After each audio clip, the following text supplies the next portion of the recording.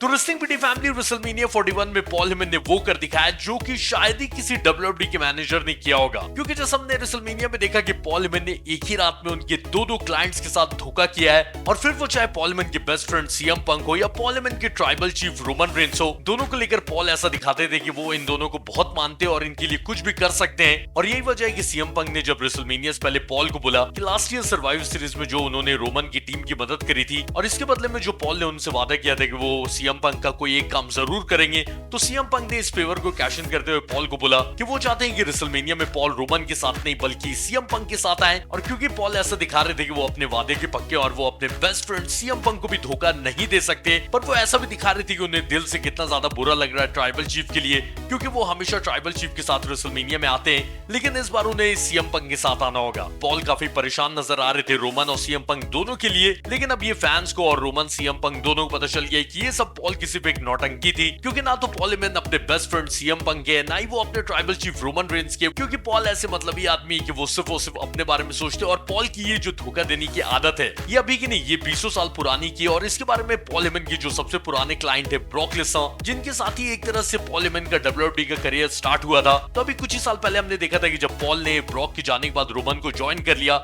और एक बार Brock return आए, तो उस टाइम भी पॉल ने बहुत नौटंकी की थी कि उन्हें समझ में नहीं आ रहा है कि वो किसका साथ दे, रोमन का या ब्रॉक का। लेकिन जब पॉल ने देख लिया कि सारे फेवर्स रोमन की तरफ हैं और रोमन के पास एक मजबूत टीम है और रोमन से उन्हें ज्यादा फायदा हो रहा है, तो रोमन से कुछ ही टाइम पहले पिटने के बाद भी पॉल ने ब्रॉक को धोखा दिया रॉ रंबल में, और उन्होंने उस टाइम रोमन को ज्वाइन कर लिया। लेकिन ब्रॉक को ये जो धोखा मिला है पॉल हेमन से, ये अभी नहीं। जैसा मैंने बताया कि पॉल को ये धोखा देने की आदत 20 साल पहले से है, तो बात है सर्वाइवर सीरीज 2002 की, जब Brock Lesnar versus big show हो रहा था फॉर डब्ल्यूडब्ल्यूई चैंपियनशिप, और जब मैच के एकदम एंड मोमेंट पे ब्रॉक बिग शो का पिनफॉल करवा के अपनी टाइटल रिटेन करने जा रहे थे, तो उस टाइम पहली बार पॉल ने ब्रॉक को धोखा दिया और रेफरी को बाहर खींचकर बिग शो की मदद करी डब्ल्यूडब्ल्यूई चैंपियन बनने में। तो 23 साल से पॉल हेमन का ये धोखा वाला किस्सा चले आ रहा है। और सीएम पंक जिन्हें वो अपना बेस्ट फ्रेंड कहते हैं, सीएम पंक को भी जब ब्रॉक लेसनर रिटर्न आए थे डब्ल्यूडब्ल्यूई में, तो उस टाइम ब्रॉक के लिए पॉल हेमन ने सीएम पंक को धोखा दे दिया था। तो पॉल हेमन हमेशा ये देखते हैं कि उनके किस क्लाइंट से उन्हें बहुत ज्यादा फायदा हो सकता है, और उसके लिए वो अपने पुराने क्लाइंट को हमेशा धोखा ही देते हैं। तो ये बात सीएम पंक और ब्रॉक लेसनर को तो बहुत पहले से पता है, लेकिन अब ट्राइबल चीफ रोमन रेंस को भी समझ में आ गई होगी, क्योंकि जैसा हमने देखा था कि रेसलमेनिया से पहले रोमन खुद ये बात बोल रहे थे कि पॉल हेमन उन्हें कभी धोखा नहीं दे सकते, क्योंकि पॉल हेमन उन्हें बहुत ज्यादा मानते हैं, उन्हें बहुत प्यार करते हैं और उन्हें अपना ट्राइबल चीफ मानते हैं, तो वो कभी उन्हें धोखा नहीं देंगे। लेकिन पॉल ने अब उस आदमी के साथ टीम अप कर लिया जिसे रोमन एक रत्ती भर भी पसंद नहीं करते, यानी कि सेथ फ्रिकिंग रॉलिंस। और भले ही टीम सेथ की बन रही है, लेकिन ये टीम बनाने में और कोई नहीं बल्कि मास्टरमाइंड पॉल हेमन ही मदद कर रहे हैं। तो देखा जाए तो ये वाले फ्यूड में ज्यादा गलती सेथ की नहीं, क्योंकि सेथ तो रोमन और सीएम पंक के दुश्मन ही थे, बस ज्यादा गलती और ज्यादा जिससे गुस्सा होना चाहिए रोमन और सीएम पंक को, वो और कोई नहीं बल्कि पॉल हेमन है। तो जब सारी स्टोरी लाइन पॉल हेमन और उनके धोखे की तरफ घूम रही है और ये सारी स्टोरी लाइन में पॉल हेमन के सारे क्लाइंट्स इन्वॉल्व है, तो ब्रॉक लेसनर इसमें कैसे मिस हो सकते हैं। तो ब्रॉक जिन्हें डब्ल्यूडब्ल्यूई से गए हुए लगभग 1.5 साल हो गया है, लेकिन जैसा आपको पता होगा कि इस साल समर स्लैम पहली बार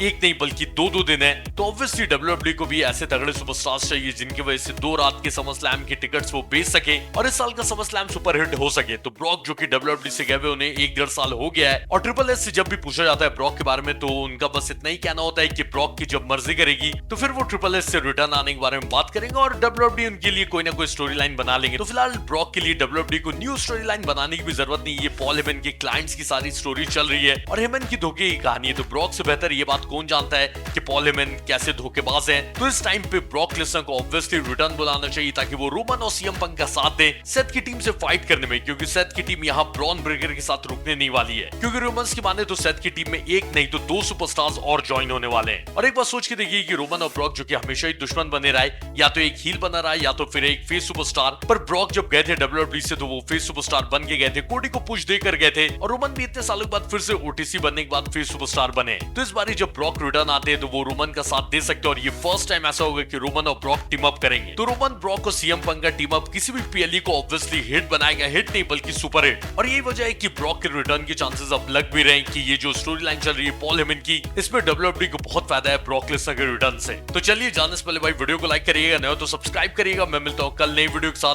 बाय बाय।